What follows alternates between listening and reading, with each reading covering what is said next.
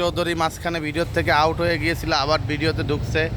কারণ হচ্ছে যে ঢাকা শহরের পরিবেশ পরিস্থিতি দেখেন কত সুন্দর, রাস্তার অবস্থা অনেক ভালো। আমরা এখন টিআরসি চত্বরে চলে এসেছি। দেখেন আজিমপুরের দিকে যাব, বামে চলে যান আজিমপুরের দিকে। ওইটা কি রাস্তা বন্ধ?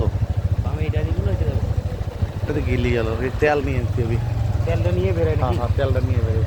এ আলাদি ভাই, আপনার গাড়ি তেলটা নিয়ে আমরা বেরোয় তো, হ্যাঁ তেলটা ভরো একদম বেরোবে, একদম বেরোয় এদিকে ঘুরে ঘুরে আসে।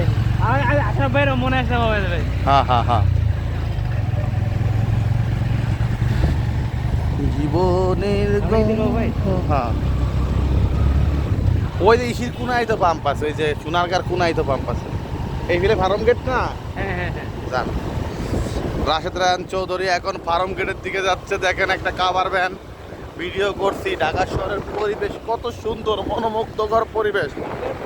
রাতের পরিবেশটা অনেক ভালো। এদেশে আমাদের পিছনে লাইসেন্স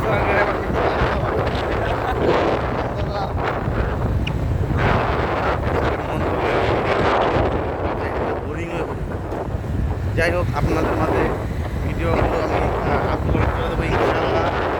আমার ভিডিওতে লাইক করবেন, কমেন্ট করবেন।